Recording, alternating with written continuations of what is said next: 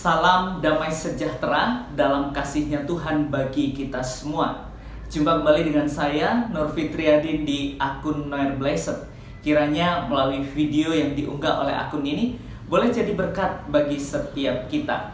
Dalam video kali ini kita akan membahas tentang sebuah narasi atau pernyataan dari Ipung Atria, di mana beliau mengatakan tentang hidup kekal ya guys, tentang sorga. Katanya nih ya, bahwa ya perkara banyak dosa itu urusan nanti ya guys, katanya beliau, dan dicuci dulu di neraka. Dapat kita simpulkan bahwa neraka adalah mesin pencuci dosa. Menarik nih ya guys, jadi pembahasan kita. Sebelum kita lanjut dan sebelum kita jauh membahas bagian ini, mari kita simak dulu video berikut ini. Ini jelas sudah kata Rasulullah, semua umatku pasti akan itu sudah pasti akan masuk surga. Kemudian lanjut, ini hadis yang populer ya, semua orang pasti sering dengar ini, man qala la ilaha illallah dakhalal jannah. Ini populer ini, barang siapa yang mengucapkan la ilaha illallah dia masuk surga. Ini ada dua penafsiran. Penafsiran pertama adalah barang siapa yang di dalam dirinya ada tauhid, maka dia pasti akan masuk surga.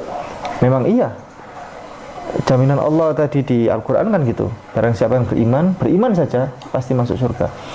Jadi barang siapa yang dalam dirinya ada tauhid la ilaha illallah pasti masuk surga. Perkara nanti banyak dosa ya kan, ketika ditimbang itu lebih banyak timbangan dosanya, maka dibersihkan dulu di neraka kan gitu. Itu logika akal sehat masuk sudah.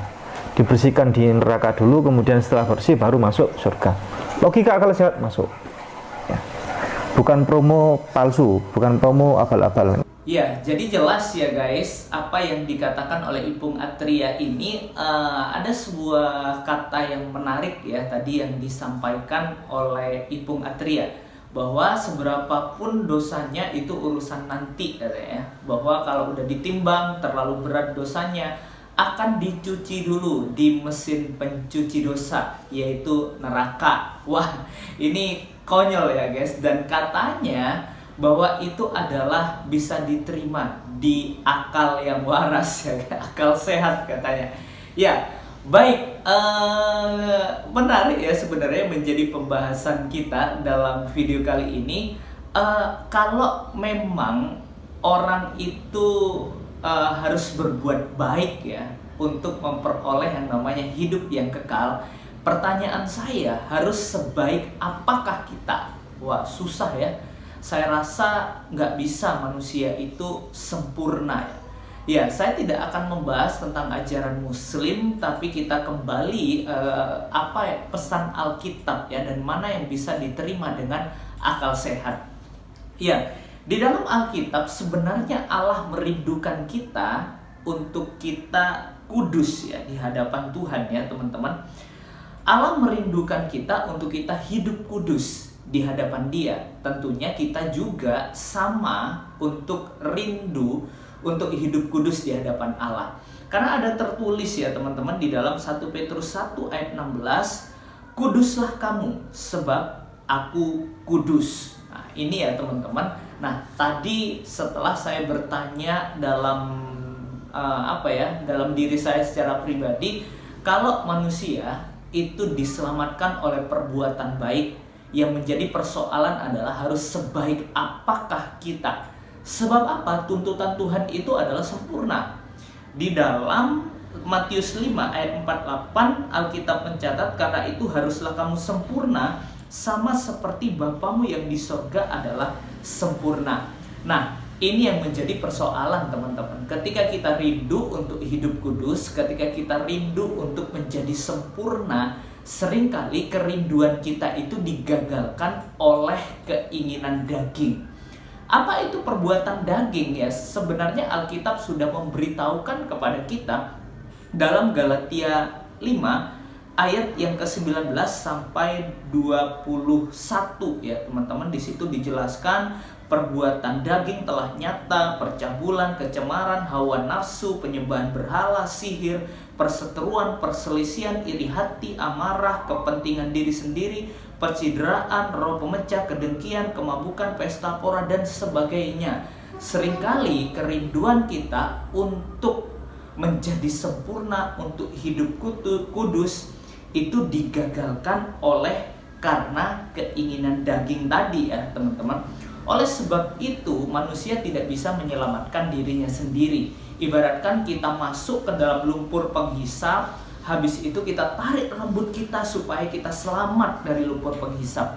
Pertanyaan saya, bisakah kita selamat? Ya tentunya mustahil ya guys. Untuk kita bisa selamat, kita membutuhkan pertolongan orang lain dari lumpur penghisap itu.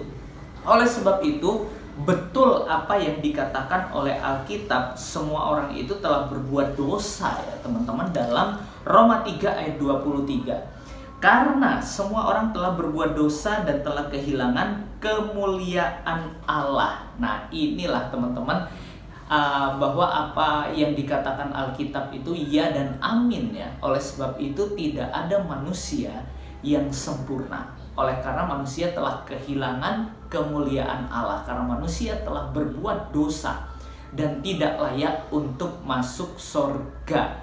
Ya, lalu teman-teman, apa sih sebenarnya yang menjadi upah daripada ketidaktaatan, yang menjadi upah dari dosa ya teman-teman? Alkitab juga memberitahukan kepada kita dalam Roma 6 ayat yang ke-23, sebab upah dosa ialah maut. Nah ini sangat jelas ya teman-teman, bahwa ketika kita berdosa pasti maut yang menjadi upah bagi setiap kita. Ya bukan mesin pencuci dosa ya teman-teman, tapi kehidupan yang kematian yang kekal untuk selama-lamanya ya. Gak ada istilah bahwa neraka itu adalah mesin pencuci dosa atau transit bagi kita untuk menantikan surga. Ini nggak masuk akal banget ya teman-teman. Neraka ya neraka, surga ya surga ya teman-teman ya.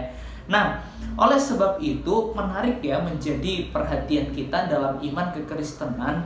Dalam Yohanes 14 ayat yang ke-6, ini juga merupakan ayat pertobatan saya. Jelas ya bahwa kata Yesus kepadanya, akulah jalan, kebenaran, dan hidup. Tidak ada seorang pun yang datang kepada Bapa kalau tidak melalui Yesus Kristus. Itu berarti ketika kita merindukan kehidupan yang kekal, itu kita harus percaya dan beriman, bahkan meninggalkan kehidupan kita yang lama, yaitu bertobat di hadapan Tuhan. Karena ada tertulis, barang siapa mengaku dosa, ia adalah setia dan adil. Yang terpenting adalah pertobatan di dalam diri, bukan perbuatan baik ya teman-teman. Kalau perbuatan baik itu tidak menyelamatkan kita, tetapi pertobatan yang sejati akan membawa kita untuk melakukan hal yang baik, bahkan kita bisa menerima kehidupan yang kekal yang telah Allah janjikan bagi setiap kita. Jelas ya di dalam Roma 8 ayat 1-2. Demikianlah sekarang tidak ada penghukuman bagi mereka yang ada di dalam Kristus Yesus. Roh yang memberi hidup telah memerdekakan kamu dalam Kristus dari hukum dosa dan hukum maut. Jadi teman-teman, yang menjadikan kita untuk bisa masuk ke dalam surga, untuk menerima kehidupan yang kekal, itu Allah sendiri yang karena kasih-Nya bagi kita menjadikan kita percaya dan bertobat di hadapan Tuhan. Ingat ya teman-teman, bukan perbuatan baik kita yang menyelamatkan kita, tetapi karena iman percaya kita yang membawa kepada pertobatan, itulah yang menjadikan kita masuk ke dalam kerajaan Allah dan kita bisa berbuat baik, bukan untuk masuk surga, tetapi oleh karena pertobatan kita ditunjukkan oleh perbuatan baik. Jadi sangat jelas ya, sebenarnya teman-teman sendiri bisa menilai atau bisa berpikir mana yang bisa masuk dalam akal waras kita ya teman-teman. Apakah kita menjadikan neraka sebagai mesin pencuci dosa atau nggak tahu ya. Padahal ya ketika Pendeta Budi Asali dalam debat terbuka ya pada waktu itu, ada seorang temannya yang murtad dan menyatakan bahwa orang untuk menerima surga itu harus masuk neraka dulu. Wah, itu ributnya bukan main ya. Tapi Ipung Atria kok berani ya menyatakan demikian. Bahkan berita tentang apa yang dikatakan oleh Ipung Atria ini simpang siur ya. Gak tahu mana yang benar. Ya, kalau saya kita melihat sesuatu yang pasti aja ya. Gak usah transit-transit, langsung gitu. Kita, pertobatan kita yang membawa kita kepada iman itu sendiri, dan iman itulah yang akan menyelamatkan kita. Ya, kiranya video ini boleh menjadi berkat bagi setiap kita dan membawa kita untuk berpikir waras dan hidup dalam kewarasan. Tuhan Yesus memberkati. God be with you.